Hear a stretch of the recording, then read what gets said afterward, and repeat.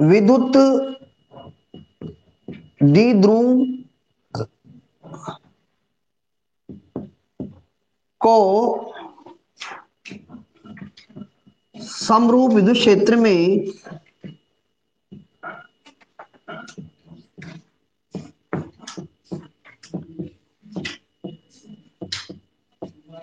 घुमाने में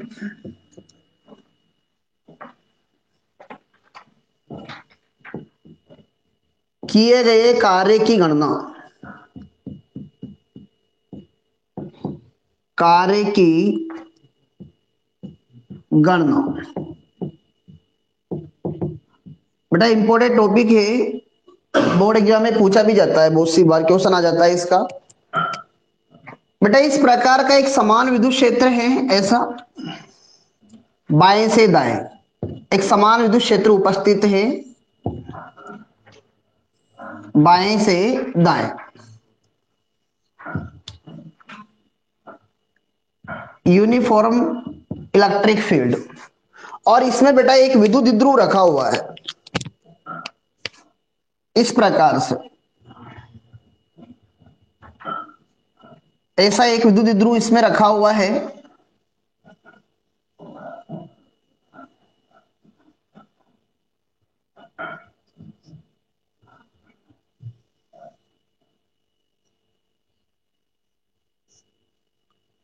जिसके आवेशों के परिमाण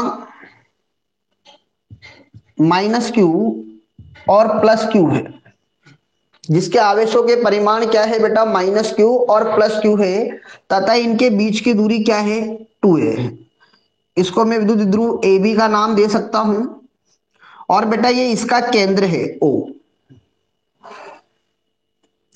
ये इस विद्युत क्षेत्र में स्थित है, और ऐसी स्थिति में यहां से जो एंगल बनाता है, इस विद्युत द्विध्रुव की अक्ष जो इससे एंगल बनाती है वह है बेटा θ1। कितना एंगल है, θ1 कोण बनाती है। कितना बनाती है, θ1 कोण। तो आपको पता है कि इस पर नेट फोर्स तो क्या करता है, शून्य कार्य करता है। इस पर नेट विद्युत बल तो क्या करता है, शून्य कार्य करता है। लेकिन इसमें एक बल गुम लगता है, ये आवेश इसको इधर ले जाएगा और ये आवेश इसको इधर ले जाएगा। इसके कारण ये क्या करता है, समरूप विद्युत क्षेत्र में घूर्णन गति करता है। क्या करता है, समरूप विद्युत क्षेत्र में कौन सी गति करता है, घूर्णन गति करता है। तो बेटा ये घूर्णन गति करता है, तो इसको जो ये घूम रहा है इस विद्युत क्षेत्र में, तो इसके लिए कार्य करना पड़ता है। तो उस कार्य की अपने को क्या करनी है, गणना करनी है। तो बेटा उस कार्य की गणना के लिए अपन क्या करेंगे, देखो कि मान लेते हैं कि कुछ समय बाद में इस डाइपोल की जो स्थिति है वो कुछ इस प्रकार की हो जाती है, यहां से इस प्रकार हो जाता है, ये वाली स्थिति हो जाती है इस प्रकार। यानी कि -q चार्ज यहां पर आ जाता है और +q चार्ज यहां पर आ जाता है। यानी कि पहले θ1 पोजीशंस पे था और बाद में कितनी पोजीशंस पे आ गया, तो यानी कि जो एंगल था ये वाला, ये एंगल कितना हो गया, θ2 हो गया। यानी कि θ1 से कितने कोण पर घूम गया, ये θ2 कोण पर घूम गया। इस प्रकार की स्थिति हो जाती है। तो बेटा जब इसको घुमाएंगे, तो इसको घुमाने के लिए क्या लग रहा है, इस पर बल R गुण लग रहा है। क्या लग रहा है बेटा, घुमाने पर बल R गुण लग रहा है इस पे, क्योंकि आपको पता है नेट बल तो इस पर शून्य कार्य करेगा। लेकिन वो दोनों बल मिलकर, देखो ये बात मैंने आप लोगों को पहले भी समझाई थी कि ये डाइपोल है बेटा इस प्रकार का, अगर ये एक समान विद्युत क्षेत्र में स्थित है तो इस पर एक फोर्स इधर लगेगा और एक फोर्स इधर लगेगा। इधर -q चार्ज मान लेते हैं, इधर +q चार्ज मान लेते हैं। तो बेटा इधर वाला जो फोर्स रहेगा और इधर वाला फोर्स, इसको मैं F1 मान लू, इसको क्या मान लू बेटा, F2 मान लू। तो ये दोनों बल परिमाण में तो क्या है बेटा, समान है, बट दिशा में क्या है, विपरीत। दोनों बल परिमाण में तो क्या है, समान है, लेकिन दिशा में क्या है, विपरीत है। अर्थात अगर मैं नेट फोर्स की बात करूं तो नेट फोर्स क्या रहेगा, शून्य रहेगा। बट आपको पता है कि इन दोनों बलों की क्रिया रेखा है, इसकी क्रिया रेखा और इसकी क्रिया रेखाओं के बीच में कुछ दूरी है।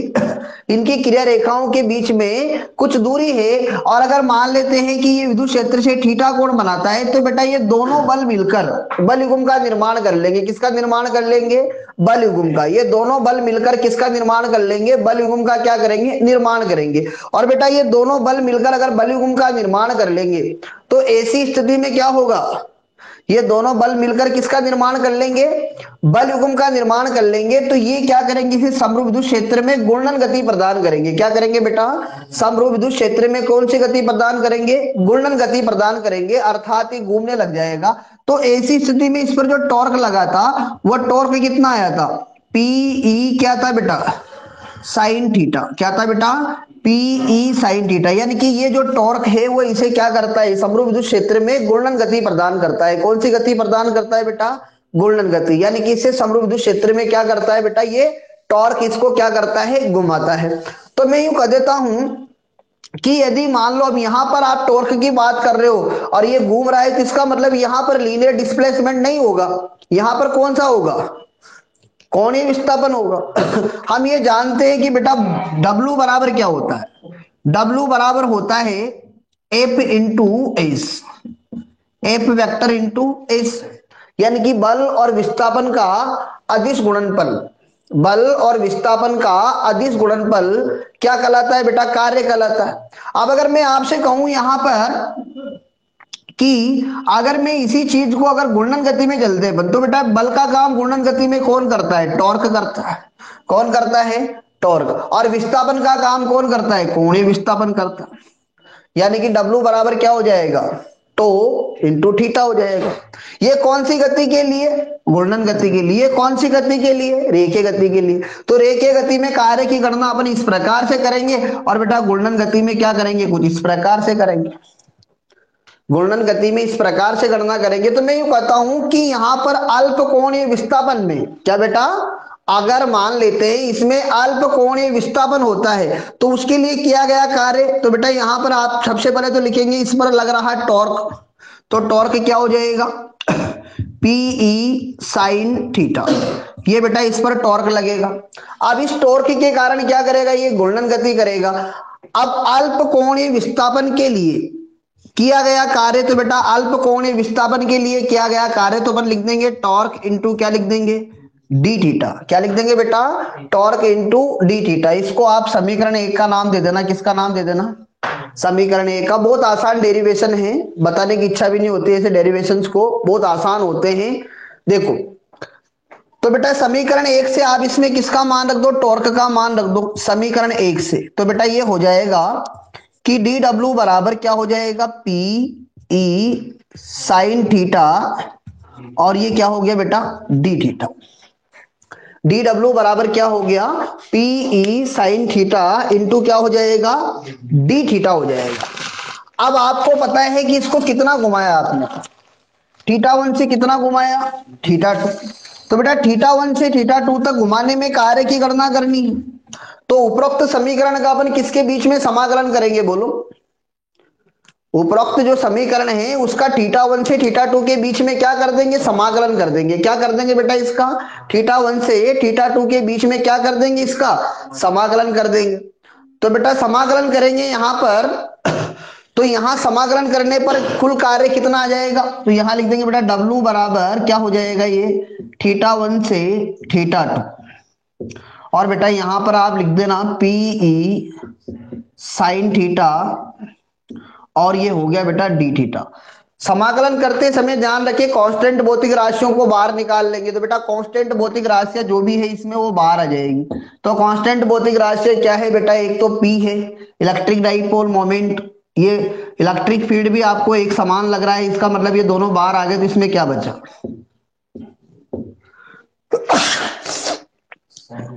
तो यहां पर क्या बचा बेटा, साइन थीटा इंटू क्या आ गया, डी थीटा।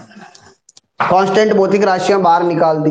तो बेटा W बराबर कितना आ जाएगा बोलो, पी ई, और यहां पर क्या आ जाएगा, इसका समाकलन साइन थीटा का माइनस कॉस थीटा। एक बार थीटा 1 रख देंगे और एक बार क्या रख देंगे, थीटा 2 रख देंगे। एक बार तो थीटा 1 रख देंगे और एक बार क्या रख देंगे, थीटा 2। अच्छा इस माइनस को चाहो तो तुम बाहर निकाल लो, नहीं भी निकालना चाहो तो इसके अंदर आने दो।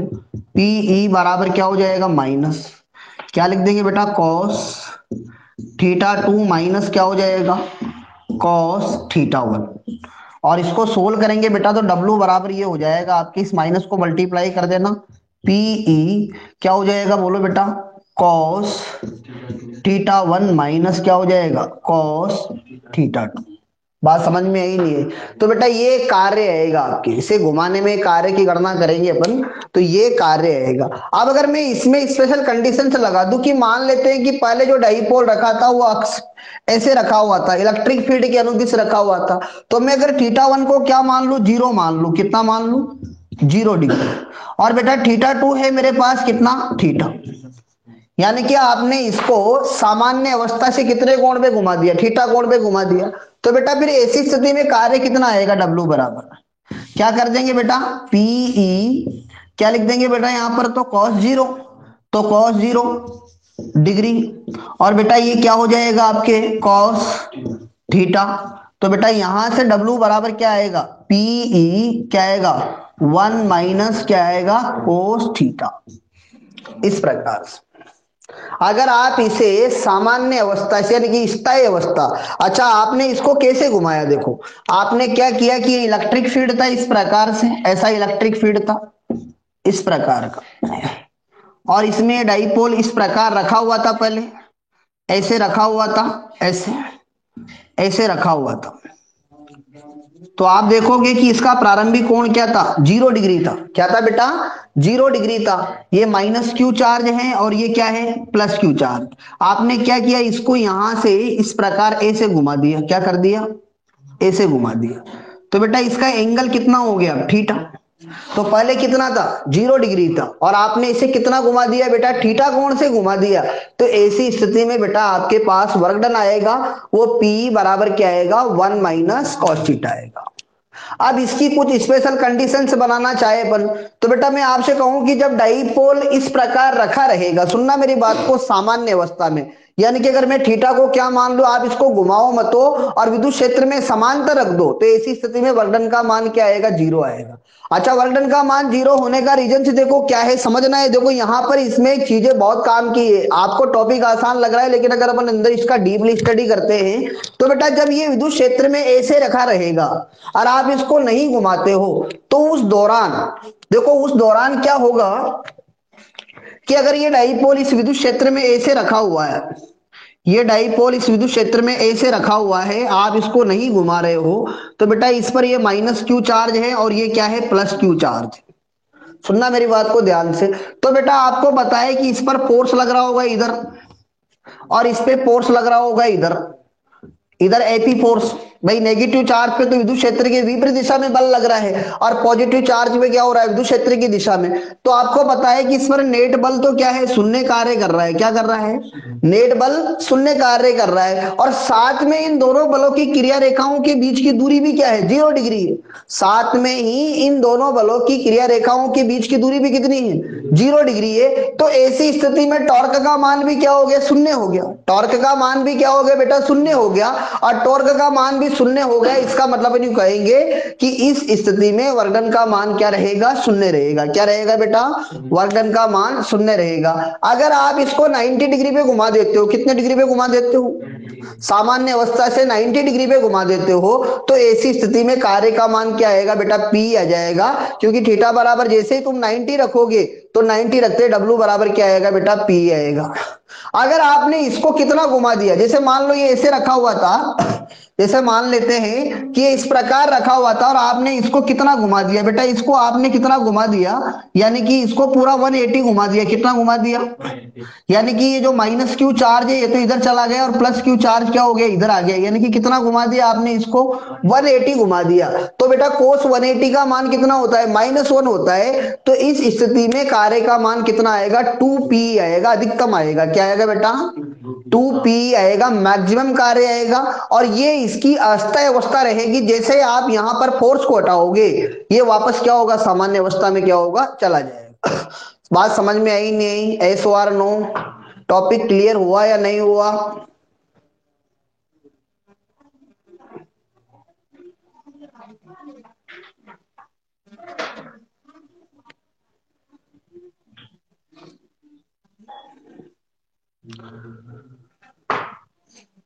तो कर लोगे बेटा, इसको हो जाएगा नहीं ये, हाँ 2p अधिकतम होगा।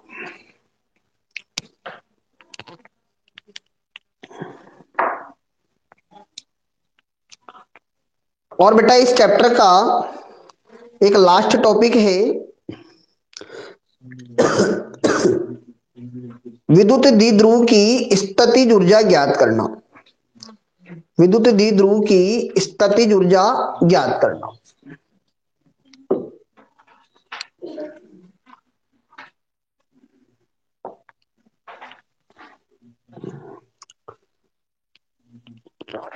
देखो बेटा विद्युत द्विध्रुव की स्थितिज ऊर्जा किस प्रकार से निकालेंगे,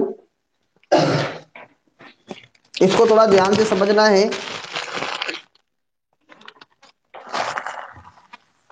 विद्युत द्विध्रुव की स्थितिज ऊर्जा ज्ञात करना।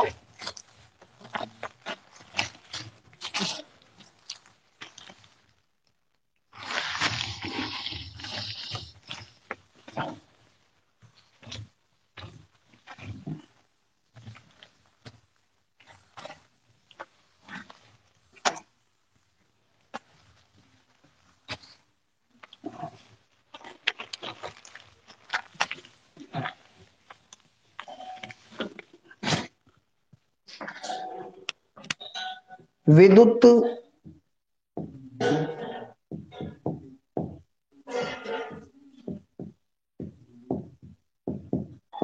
ध्रुव की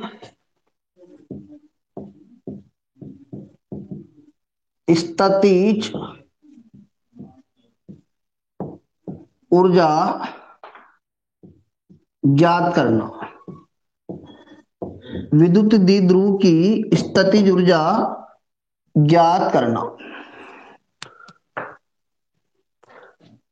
देखो बेटा इस प्रकार से एक समान विद्युत क्षेत्र है ऐसा, ये विद्युत क्षेत्र बाएं से दाएं उपस्थित है।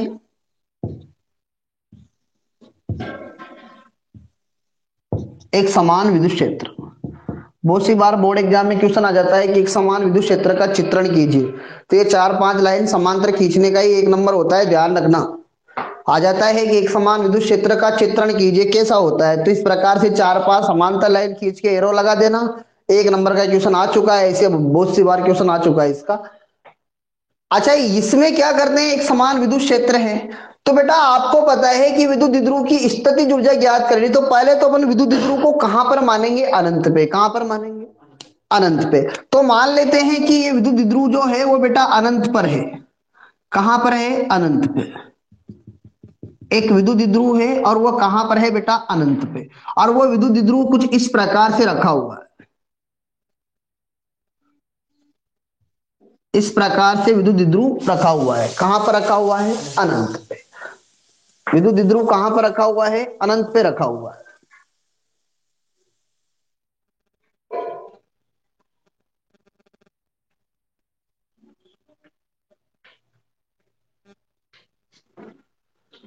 मैं ये कहता हूं कि बेटा ये ए पॉइंट है और ये क्या है, बी पॉइंट। ये डाइपोल है और ये इसका केंद्र है।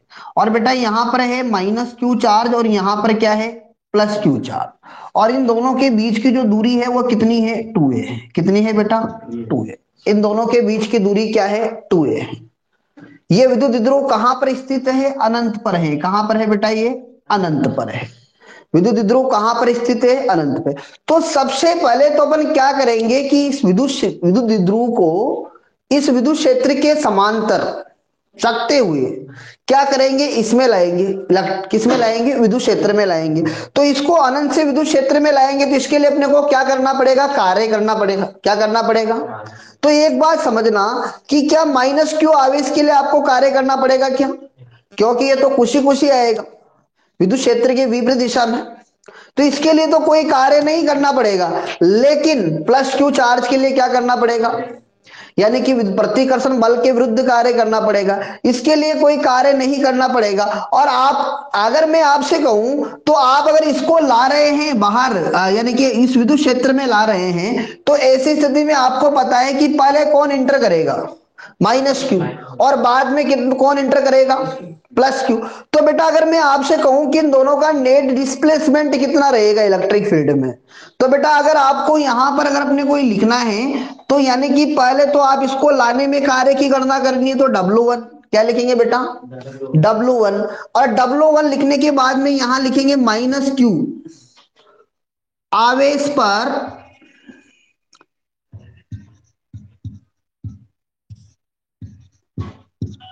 विद्युत बल। क्या लिखेंगे? विद्युत बल। माइनस क्यू आवेश पर विद्युत बल इनटू क्या लिखेंगे? माइनस क्यू आवेश का अतिरिक्त विस्थापन। अतिरिक्त विस्थापन, माइनस क्यू आवेश का अतिरिक्त विस्थापन। इस चीज को समझने का प्रयास करना कि बेटा आपको पता है कि फोर्स तो प्लस क्यू पे भी लग रहा है, लेकिन आपको पता है कि जब मैं दोनों को एक साथ ला रहा हूं तो इंटरपले कौन कर रहा है? अच्छा, दूरी तो दोनों ने चली है। जैसे मैं आपसे कहूं कि ये यहां से आर दूरी पर था, कितनी दूरी पर था? सपोज करो, मान लो ये कितनी दूरी पर था? ये डाइपोल आर दूरी पर था, अनंत पे था। किस पे था ये? तो बेटा एक अगर अनंत से आ रहा होगा, ये वाला अगर अनंत से आ रहा होगा, ये वाला अगर अनंत से आ रहा होगा, तो इसका मतलब ये कितना आगे आया अनंत से भी? 2a आगे। तो इसका हमेशा डिस्प्लेसमेंट कितना बना रहेगा? इसके आगे कितना बना रहेगा? 2a बना रहेगा। कितना बना रहेगा? 2a। तो बेटा आपको पता है कि इस स्थिति में अगर मैं इसको यहां लाता हूं तो बेटा मैं यहां लिख दूंगा कि W1 बराबर माइनस क्यू आवेश पर बल। तो बेटा माइनस क्यू आवेश पर बल क्या लगेगा? Q E. क्या लगेगा बेटा? Q E. क्या लगेगा? क्यू ई, विद्युत बल। क्योंकि विद्युत क्षेत्र ई है और चार्ज क्या है? Minus Q. तो बेटा इस पर बल लिखेंगे तो क्या आएगा? Minus Q E. अच्छा बेटा यहां पर इसका अतिरिक्त विस्थापन कितना है? 2a। क्या है अतिरिक्त विस्थापन?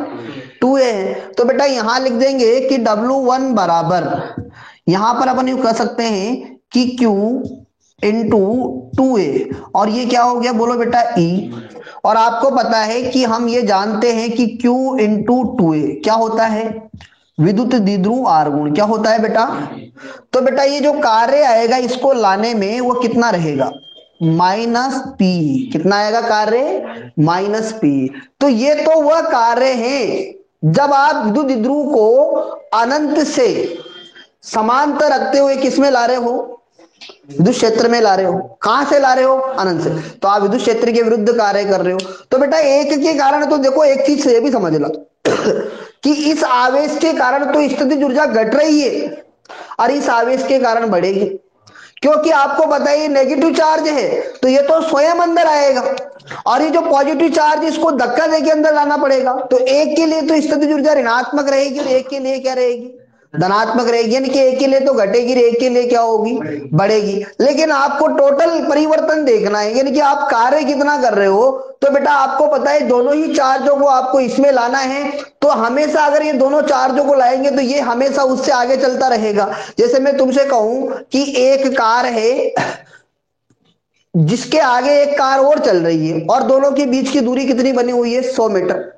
सामने बस स्टॉप है, तो आपको पता है दोनों की स्पीड कांस्टेंट है, तो यानी कि वो जब भी चलेगी तो वो पहले वाली कार, दूसरी वाली कार जब किस में पहुंचेगी? बस स्टॉप पे, तो पहले वाली कार कितनी आगे चल जाएगी? ऑलरेडी 100 आगे चल जाएगी। कितनी चल जाएगी? तो जब ये विद्युत क्षेत्र में प्रवेश करेगा प्लस क्यू चार्ज, तो कितना आगे चला जाएगा? इसे माइनस 2a क्या है? यानी कि 2a विस्थापन इसका क्या रहेगा बेटा? अधिकतम रहेगा। बात समझ में आई नहीं? एस और नो?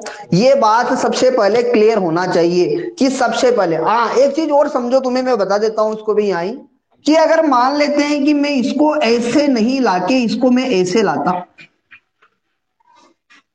अगर मैं इसको ऐसे नहीं लाके मैं इसको ऐसे लाता इस प्रकार से, और ये क्या है बेटा? मेरे पास माइनस क्यू है और ये क्या है?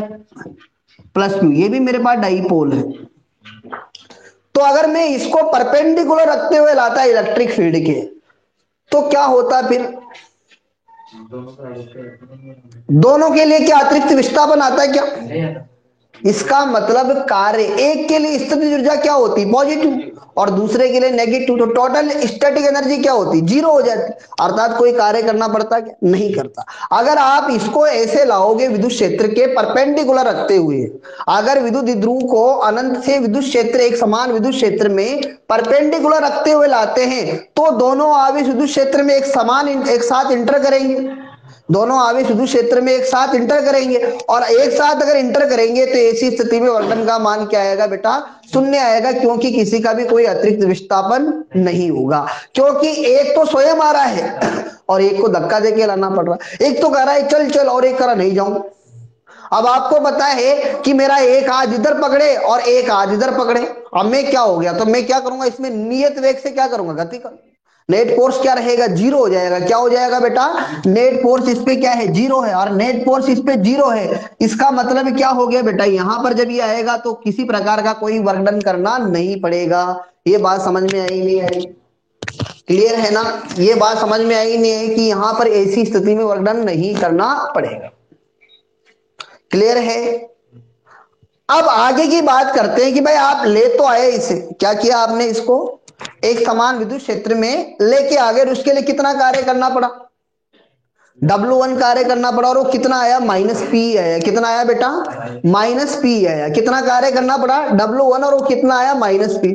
अब इसको लाने के बाद में, यानी कि जब आप इसको यहां ले आए इस जगह पे, आप इसको यहां ले आए किसको, डाइपोल को, और ये क्या है बेटा, इस पर माइनस क्यू चार्ज है और ये क्या है, प्लस क्यू चार्ज है, इसको ले आए इस इलेक्ट्रिक फील्ड में। अब लाने के बाद में अगर आपने क्या किया कि इसको इस विद्युत क्षेत्र में कुछ कोण पर घुमा दिया, ऐसे क्या कर दिया, इसको कुछ कोण पर घुमा दिया, जैसे मान लो माइनस क्यू, और बेटा ये क्या हो गया, प्लस क्यू, और आपने क्या किया, इसको यहां से कुछ कोण पर क्या कर दिया, घुमा दिया, यानी कि थीटा कोण पर इसको घुमा दिया। तो बेटा लाने में किया गया कार्य प्लस घुमाने में किया गया कार्य। अगर मान लो कि अगर किसी विद्युत ध्रुव को विद्युत क्षेत्र में लाए और अगर आपने उसको थीटा कोण पर घुमा दिया, तो मैं कहूंगा कि यार कुल स्थितिज ऊर्जा बताओ, क्या बताओ, तो तुम क्या कहोगे कि पहले तो अपन इसको लाए तो उसके लिए कार्य माइनस पी हो रहा है, फिर इसको घुमा भी रहे हैं, फिर क्या कर रहे हैं, इसको घुमा भी रहे हैं, तो घुमाने में कार्य की गणना, तो बेटा घुमाने में कार्य की गणना अभी आपने पढ़ी थी। घुमाने में अगर अपन कार्य की गणना देखते हैं तो घुमाने में कार्य की जो गणना की थी वो अभी अपन ने थोड़ी देर पहले पढ़ी थी। कितनी होती है बेटा, किसी विद्युत ध्रुव को विद्युत क्षेत्र में घुमाने में कार्य W बराबर क्या होता है, P कॉस थीटा। क्या होता है, PE 1 माइनस कॉस थीटा। तो बेटा यहां पर इसको घुमाने में किया गया कार्य कहां से, ऐसे लाए थे तो एंगल क्या था, जीरो था, कितना घुमा दिया, थीटा। तो बेटा घुमाने में किया गया कार्य, तो यहां लिख देंगे W2 बराबर क्या हो जाएगा, PE 1 माइनस कॉस थीटा। तो बेटा किया गया कुल कार्य, किया गया कुल कार्य, तो बेटा कुल कार्य कितना हो जाएगा कि W बराबर क्या लिख देंगे, W1 प्लस W2। W बराबर क्या हो जाएगा, W1 प्लस W2। तो W1 तो क्या है, विद्युत ध्रुव को अनंत से विद्युत क्षेत्र में लाने में किया गया कार्य। कौन से विद्युत क्षेत्र में, एक समान विद्युत क्षेत्र में लाने में किया गया कार्य है। और बेटा W2 क्या है कि आप इसको विद्युत क्षेत्र में ले आए और आपने अगर इसको थीटा कोण पर घुमा दिया, किस पे घुमा दिया, तो उसका भी कार्य। तो बेटा कुल कार्य ये हो जाएगा W1 प्लस W2। तो बेटा यानी कि इसको आप चाहो तो समीकरण एक का नाम दे देना, किसका नाम दे देना, और इसको किसका नाम दे देना, समीकरण दो का, और समीकरण एक और दो से मान रख देंगे इसमें। तो मान रखेंगे तो बेटा ये क्या हो जाएगा, W बराबर क्या हो जाएगा, बोलो, ये तो हो जाएगा माइनस पी, और बेटा ये क्या आ जाएगा, आप इसको लिखोगे तो प्लस पीई, और ये क्या हो गया, 1 माइनस कॉस थीटा। तो बेटा W बराबर क्या हो जाएगा, माइनस पीई प्लस पीई, और ये क्या हो गया, माइनस पीई कॉस थीटा। तो तुम देखोगे P से P सहित, और W बराबर क्या हो गया, बोलो बेटा, माइनस पीई क्या हो गया, कॉस थीटा। और तुम चाहो तो बेटा इसको ऐसे भी लिख सकते हो कि ये जो कार्य किया जा रहा है, क्या किया जा रहा है ये इस निकाय में किसके रूप में संचित हो रहा है, स्थितिज ऊर्जा के रूप में। हमेशा ध्यान रखना बेटा, ये चीज बहुत ही इंपॉर्टेंट है कि अपन जो भी कार्य करेंगे, क्या करेंगे, जो भी कार्य करेंगे वो इस निकाय में किसके रूप में संचित हो जाएगा, स्थितिज ऊर्जा के रूप में संचित होगा। किसके रूप में संचित होगा, तो बेटा यहां पर अपन क्या लिख देंगे कि U बराबर क्या हो जाएगा, W। तो बेटा यहां पर U का मान कितना है अपने पास, बोलो, माइनस पीई कॉस थीटा। अगर मैं आपसे कहूं तो इसको तुम चाहो तो ए से भी लिख सकते हो कि पी वेक्टर डॉट क्या हो जाएगा, ई वेक्टर। ये इसका सदिश रूप रहेगा। कौन सा रूप रहेगा इसका, ये सदिश रूप। बात समझ में आई नहीं आई, एस वार नो, क्लियर है?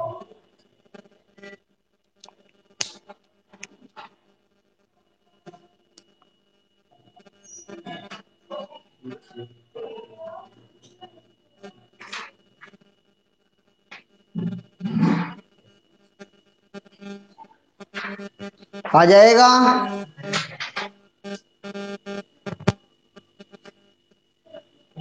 बोलो।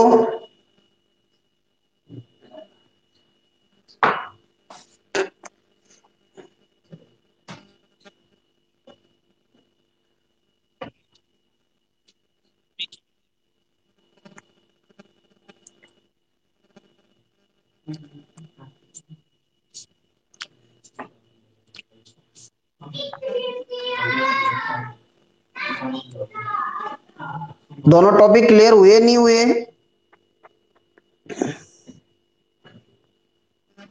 अब एक चीज समझो तुम यहां से, कि अगर मैं इसकी स्थितियों के बारे में विचार करूं तो बेटा यहां पर माइनस पी क्या है, कॉस थीटा।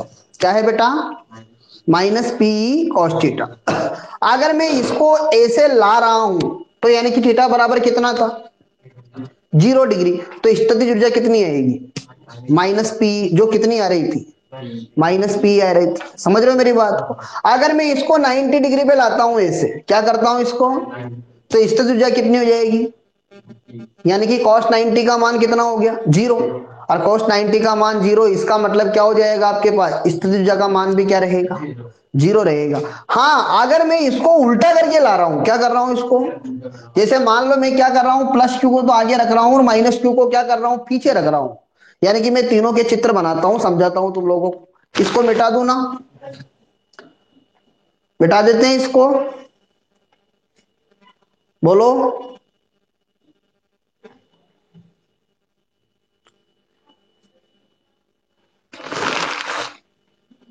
देखो, तीनों के चित्र समझते हैं, लाने का तरीका।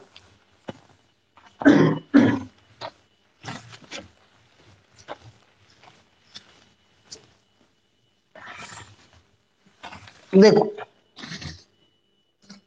केस फर्स्ट, केस फर्स्ट,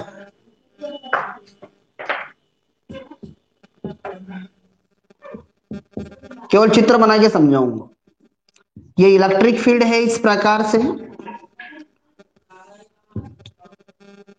इस प्रकार का इलेक्ट्रिक फील्ड है। और आप डाइपोल को ला रहे हो कहां से, अनंत से। कहां से ला रहे हो, अनंत से, इस प्रकार से। यानी कि ये माइनस क्यू चार्ज है और ये क्या है, प्लस क्यू चार्ज है। और इसको आप यहां लाए तो यानी कि थीटा बराबर क्या रहेगा, 0 डिग्री रहेगा। क्या रहेगा, थीटा बराबर 0 डिग्री। क्योंकि जब ये इसमें आएगा तो किस प्रकार से रहेगा, इस प्रकार से। यानी कि माइनस क्या है, क्यू और प्लस क्यू। तो थीटा बराबर कितना रहा, 0। तो बेटा हम यहां लिख देंगे u बराबर क्या हो जाएगा, माइनस पीई कॉस 0 डिग्री, अर्थात स्थितिज ऊर्जा क्या आएगी, माइनस पी। ठीक है ना, समांतर। के सेकंड, अगर ये विद्युत ध्रुव इस एक समान विद्युत क्षेत्र में 90 डिग्री पे रखा हुआ है, कैसे रखा हुआ है, यानी कि इसको आप लाए थे तो ये इस प्रकार लाए थे इसको, ये माइनस क्यू, ये क्या हो गया, प्लस क्यू। तो इनके बीच का कोण कितना है, 90 डिग्री। तो बेटा 90 डिग्री रहेगा तो बेटा u का मान कितना हो जाएगा, माइनस पीई कॉस कितना हो गया, 90 डिग्री। अर्थात स्थितिज ऊर्जा का मान क्या आएगा, शून्य आएगा। अर्थात स्थितिज ऊर्जा का मान क्या होगा, शून्य होगा। फिर बेटा अगर मान लेते हैं कि अपन केस थर्ड में कुछ इस प्रकार से लाते हैं इसको, यानी कि इसको जब विद्युत क्षेत्र में लाए तो बेटा ये इस प्रकार से था, ऐसा था। यानी कि जो डाइपोल इसको जब विद्युत क्षेत्र में लाए तो बेटा ये ऐसा था। यानी कि ये प्लस क्यू चार तो इधर है और माइनस क्यू इधर है। तो बेटा आपको पता है कि यहां पर जो विद्युत द्विध्रुव आर गुण है उसकी दिशा ये हो गई पी वेक्टर। और इलेक्ट्रिक फील्ड की डायरेक्शन क्या हो गई, ये हो गई ई वेक्टर। दोनों के बीच का कोण कितना हो गया 180 डिग्री। कितना हो गया, तो बेटा यहां पर 180 रखेंगे तो कितना आएगा, प्लस का पी आएगा। तो स्थितिज ऊर्जा की तीन ही कंडीशंस रहेगी। कितनी रहेगी, तीन कंडीशंस। अगर आप इसे समांतर ला रहे हो, ठीक है ना, और माइनस क्यू आगे आ रहा है तो स्थितिज ऊर्जा माइनस पी आएगी। अगर आप इसको 90 डिग्री पे लाते हो, किस पे लाते हो, या यूं कहेंगे कि ये विद्युत क्षेत्र के समांतर रखा हुआ है तो स्थितिज ऊर्जा शून्य रहेगी। अगर ये विद्युत क्षेत्र में लंबवत रखा हुआ है तो स्थितिज ऊर्जा का मान क्या रहेगा, शून्य रहेगा। ठीक है ना। और अगर ये विद्युत क्षेत्र में यानी कि कहने का मतलब विपरीत दिशा में, यानी कि विद्युत ध्रुव आर गुण इधर है और इलेक्ट्रिक फील्ड इधर है, तो ऐसी स्थिति में स्थितिज ऊर्जा का मान क्या आएगा, पॉजिटिव आएगा। और वो कितना आएगा, प्लस पीई आएगा। बात समझ में आई नहीं आई, एस और नो।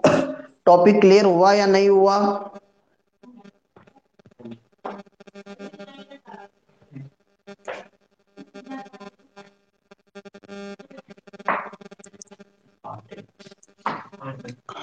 डीएम दो मेरे को।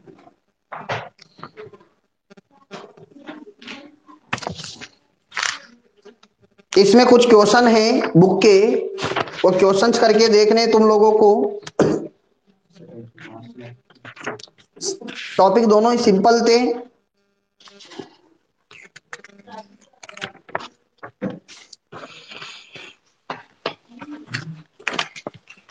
एक किताब का उदाहरण है तुम्हारे, बहुत बढ़िया क्वेश्चन है कि तीन आवेश हैं,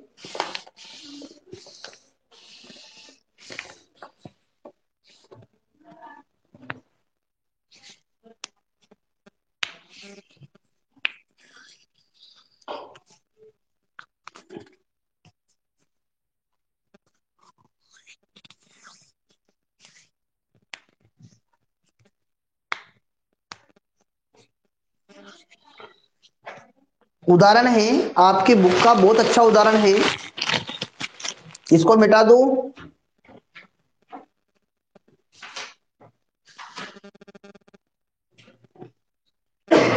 देखो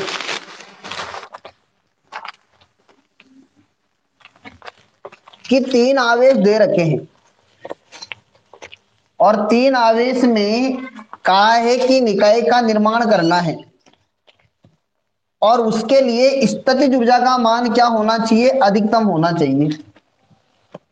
तीन आवेश दे रखे हैं और कहा है कि निकाय का निर्माण करना है, और ये कहा है कि स्थितिज ऊर्जा अधिकतम हो। क्या हो, स्थितिज ऊर्जा अधिकतम हो। बुक का उदाहरण है, पढ़ लेना तुम इसको। आपसे कहा है इसमें तीन चार्ज दे रखे हैं आपको, एक तो है क्यू, एक 2Q है और एक 3Q है।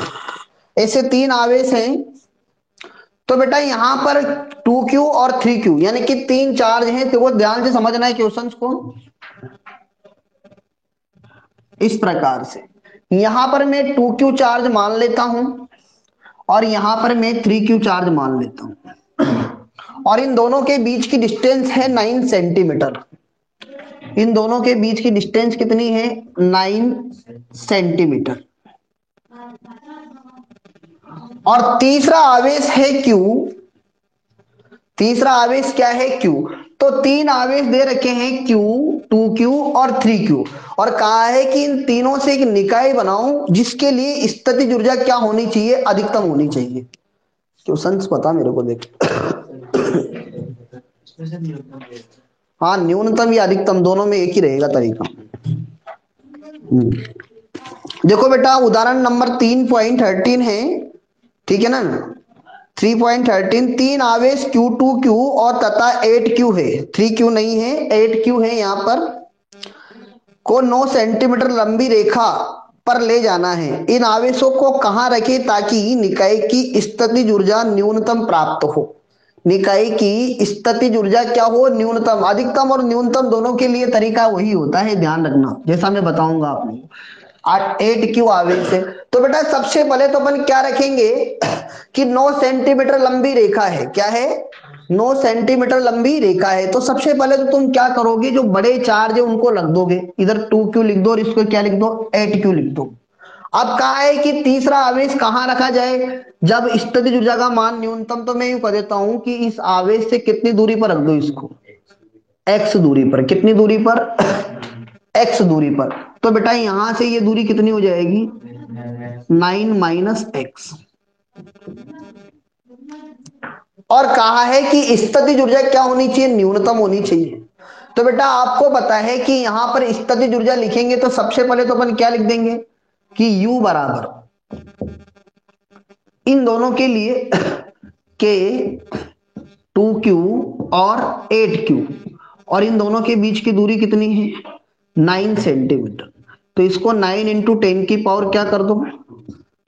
2, ऐसे कर दो। ठीक है ना? प्लस फिर इन दोनों के बीच की तो क्या आ जाएगी बोलो? ये आ जाएगी 2Q के, क्या लिखेंगे? के 2Q और Q, और बटे कितनी दूरी है? x। तो भी सेंटीमीटर में, तो इसके 10 की पावर -2 लगा दो। सेंटीमीटर में मानेंगे इसको, ये ध्यान रखना है तो गलती हो जाएगी। और बेटा तीसरा निकाय ये बन जाएगा, तो के क्यू और क्या हो गया? 8Q, और बेटा कितना है? 9 माइनस एक्स और 10 की पावर -2, ऐसा हो जाएगा। ठीक है ना? यहां से बेटा इसमें से कांस्टेंट मान को बाहर निकाल लो। किसको बाहर निकाल लो? कांस्टेंट मान को बाहर निकाल लेंगे। तो बेटा आपको पता है कि के सब जगह से बाहर आ जाएगा, और साथ में इधर कितना होगा? 16, इधर कितना होगा? 2, और इधर कितना होगा? 8।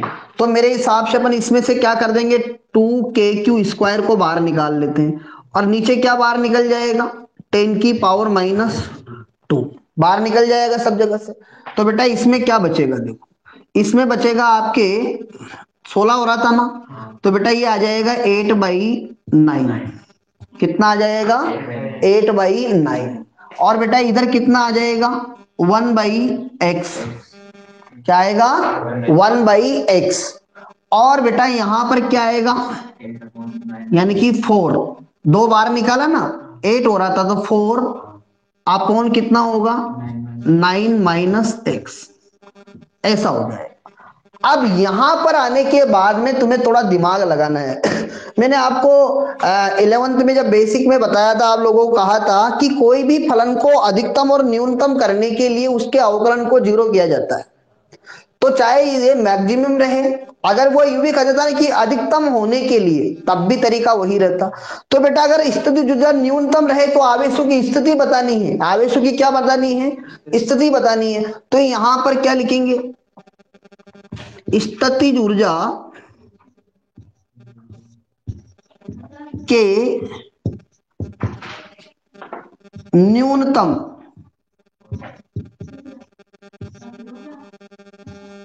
होने पर या न्यूनतम होने के लिए क्या लिख देंगे कि du/dx इक्वल टू 0। अगर अधिकतम होती तब भी यही करते, ये ध्यान रखना, अलग कोई पैटर्न नहीं है। कोई भी फलन को अधिकतम और न्यूनतम अगर मान निकालना है, किसी भी फलन का अधिकतम और न्यूनतम मान निकालना है, तो उसका क्या करना पड़ता है? पहला अवकलन किया जाता है और उसको किसके बराबर मान लिया जाता है? शून्य के बराबर। किसके बराबर मान लिया जाता है? शून्य के बराबर। तो बेटा यहां पर अपन क्या लिख देंगे कि d/dx, और बेटा u का मान कितना है? 2KQ², 10 की पावर -2, और 8/9 plus 1/x plus 4 9 minus x equal to क्या हो गया? 0। तो आप देखोगे इसमें कितनी भौतिक राशि 0 में चली जाएगी, तो कांस्टेंट है ये भी 0 में चला जाएगा। जाएगा नहीं जाएगा? तो बेटा यहां पर इसको सोल्व करते हैं। देखो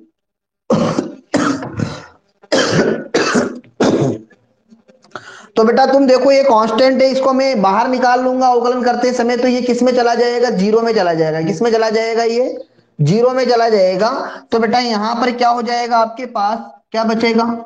d/dx, और ये हो जाएगा 8/9 प्लस क्या हो जाएगा? 1/x plus 4/9 minus x equal to क्या हो गया? 0। ऐसा कर लेंगे। क्या हो जाएगा बेटा? ये 0। पीछे दिखाई नहीं दे रहा ना? देखो फिर बेटा यहां पर देखो, अब इसमें से 8/9 तो कांस्टेंट है, इसका अवकलन तो क्या हो गया 0।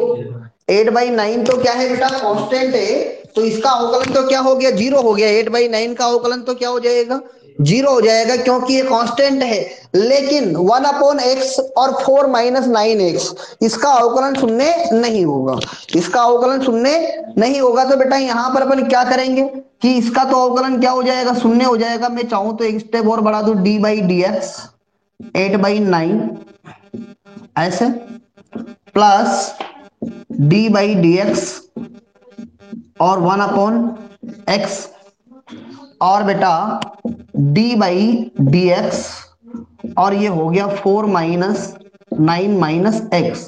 इक्वल टू क्या हो गया 0, ऐसा हो जाएगा। ठीक है ना।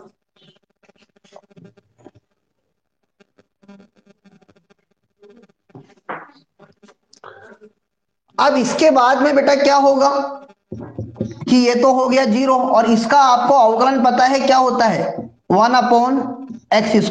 1/x का अवकलन आपको बता रखा है, x की घात -1 होगा, -1 को आगे लाएंगे और x की घात -2 होगा, तो -1/x²। याद रखने का प्रयास करो, छोटी छोटी चीजें हैं बेटा ये। और बेटा इसका अवकलन क्या आ जाएगा 4-9 - x। तो बेटा यहां पर अपन क्या करेंगे, ये 4 तो कांस्टेंट है और बेटा यहां पर इसको ऊपर ले जाएंगे तो d/dx और 9 - x की घात क्या हो गया -1 इक्वल टू क्या हो गया 0। और बेटा ये आपके पास यहां पर माइनस का 1/x² प्लस 4 और आपको पता है कि यहां पर इसके आगे क्या है -1, क्या है इसके आगे -1। तो बेटा यहां पर अपन क्या करेंगे, इसको जब सोल्व करेंगे तो ये आ जाएगा यहां पर -1, इसको आगे लाएंगे और बेटा इसका अवकलन आपके सामने हो जाएगा 9 - x और इसकी घात कितनी हो गई 2 इक्वल टू क्या हो गया 0।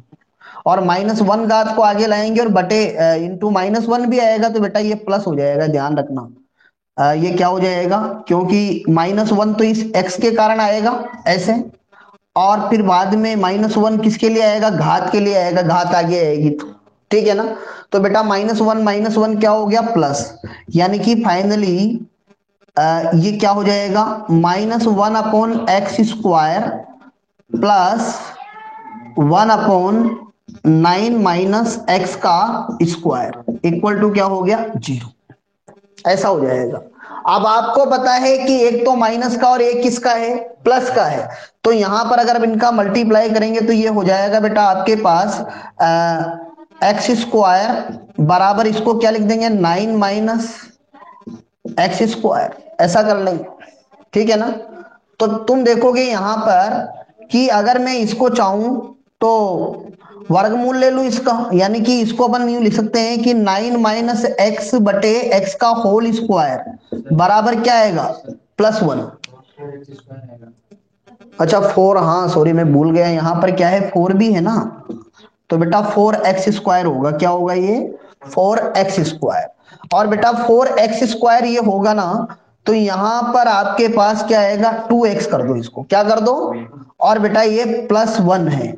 अब आप इसका वर्गमूल लोगे तो एक मान तो +1 आएगा और एक मान क्या आएगा -1 आएगा। तो आपसे अगर न्यूनतम के लिए पूछे तो जो आंसर आपका मिल रहा है तो उसको आप निकाल लेना, पॉजिटिव मान लेना, इसको क्या मान लेना पॉजिटिव। तो बेटा ये 9 - x बराबर क्या हो जाएगा 2x, x उधर जाएगा तो कितना होगा 3x, और x बराबर 3x बराबर कितना आएगा 3 सेंटीमीटर आंसर आ रहा होगा, कितना आ रहा है x बराबर 3 सेंटीमीटर इसका आंसर आएगा। कर लोगे बेटा yes और नो, आएगा नहीं आएगा, बहुत अच्छा उदाहरण है।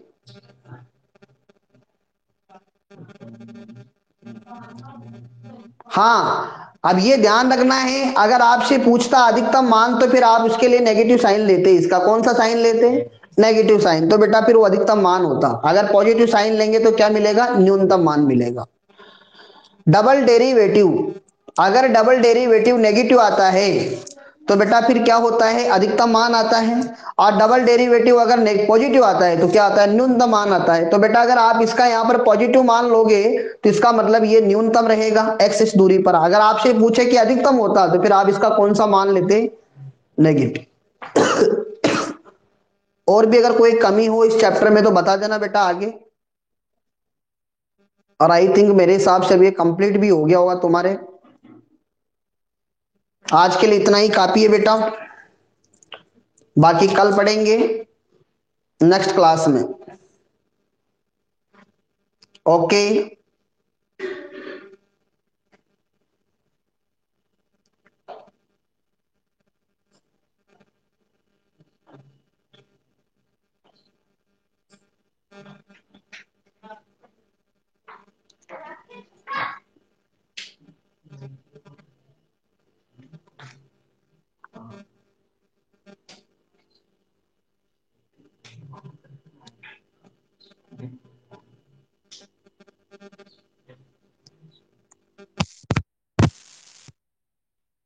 हेलो।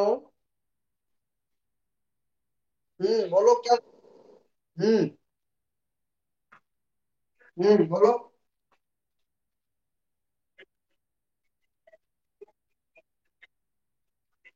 डबल माइनस इसका एक्स की घात -1 का अवकलन क्या होता है? -1 को आगे लाएगा, फिर एक्स -1 क्या यार पंकज गजब करता है तू।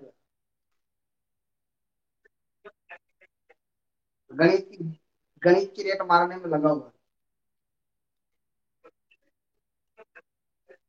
ये डबल माइनस तो इससे आया ना, ये माइनस हुआ है ना, इसको एफएक्स मानेगा ना, तो ए को आगे लेगा तो माइनस करके देखना, इसको ऐसे अवकलन नहीं आते कि गणित वालों को। बताओ उनके। अच्छा बायोलॉजी वाले पूछना चाहे तो बता दो बेटा। हर्षिता।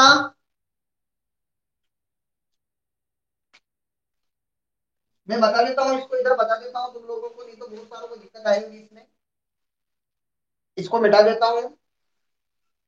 वैसे तुम्हारे पीरियड में भी हो रहा है, ट्यूशन टेंशन करने की जरूरत नहीं है। देखो बेटा, ये चीज ध्यान रखना, अगर कहीं डी बाई डी एक्स, ये सूत्र याद रख देना। ए एक्स प्लस बी की पावर अगर एन है, तो बेटा इसका अवकलन होता है ए इंटू एन, ए एक्स प्लस बी और एन -1। ये सूत्र याद रखिए आप। तो बेटा यहाँ पर डी बाई डी एक्स क्या था अपने पास? 9 - x। तो 9 - x को मैं ऐसे लिखता हूँ x प्लस 9, और घात कितनी थी इसके ऊपर? -1। क्या थी? -1। तो बेटा सबसे पहले तो अपन x के आगे क्या है अपने पास? -1 है, एक का काम ये कर रहा है तो ये -1 लिखेंगे। फिर बेटा कितनी घात है इसकी? -1 को आगे लाएंगे। फिर बेटा यहाँ पर क्या लिखेंगे? -x प्लस 9, और यहाँ पर -1। बात समझ में आई है? क्लियर हुआ नहीं हुआ? तो बेटा ये क्या हो जाएगा? माइनस माइनस प्लस हो जाएगा, और ये कितना आ जाएगा? इसको चाहो तो तुम 9 - x और -2 लिख सकते हो, और ये फाइनली होगा बेटा 1 9 - x का होल। क्लियर है पंकज? और किसी को कुछ पूछना है? रोनित।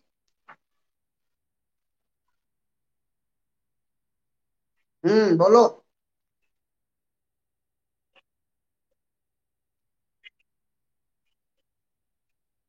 हाँ, प्लस प्लस क्यू चार्ज को आगे रखेंगे और -q को पीछे रखेंगे। ठीक है ना? ओके। और किसी को कुछ पूछना है? बोलो।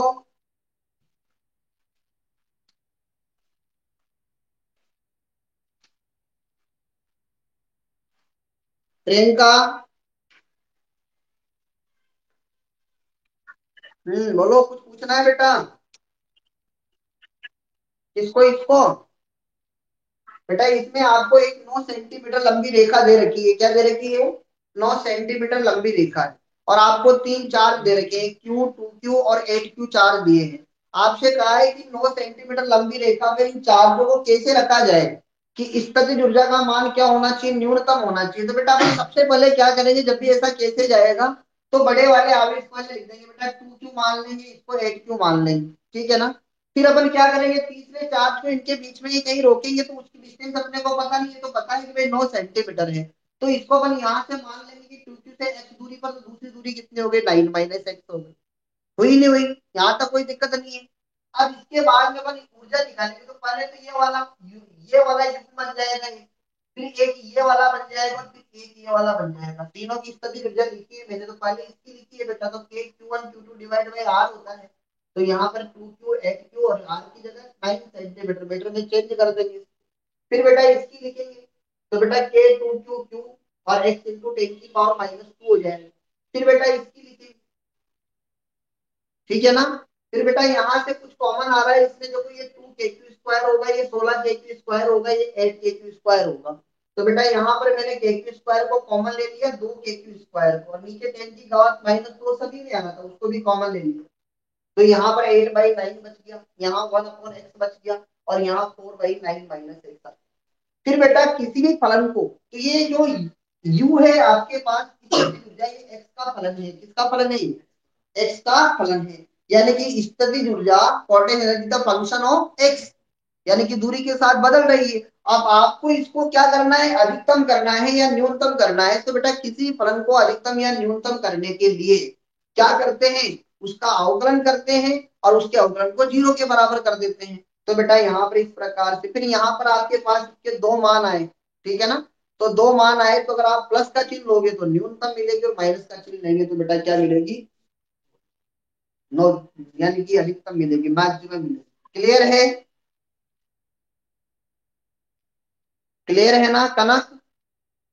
हम्म। इन तीनों को जोड़ेंगे, तो तीन का तीन है ना बेटा, ये एक युग्म ये बनेगा। सुनना ध्यान से, एक बार और रिपीट कर रहा हूँ। सबसे पहले किसको लाए, जैसे 2 क्यू चार्ज को कोई कार्य नहीं करना पड़ा। सबसे पहले किसको लाए, 2 क्यू चार्ज को लाए, यहाँ पर कोई कार्य नहीं करना पड़ा, देखो अनंत से लाए। फिर बेटा किसको लाए, 8 क्यू को, कार्य करना पड़ा किसके लिए, इसके विरुद्ध और इसके, यानी कि इसके विरुद्ध क्या करना पड़ा, कार्य। फिर बेटा क्यू चार्ज को लाएंगे, तो इसके विरुद्ध भी कार्य करना पड़ेगा और इसके विरुद्ध भी कार्य करना पड़ेगा। बोलो तीनों कार्य को ऐड करेंगे नहीं करेंगे। क्लियर हुआ या नहीं हुआ, आ गया, ठीक है। हाँ कनक कुछ बोलना है, आ गया ना। चलो ठीक है, और किसी को कुछ पूछना हो तो पूछ लो बेटा। मेगा,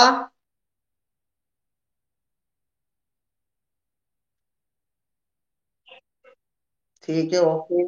हर्षिता,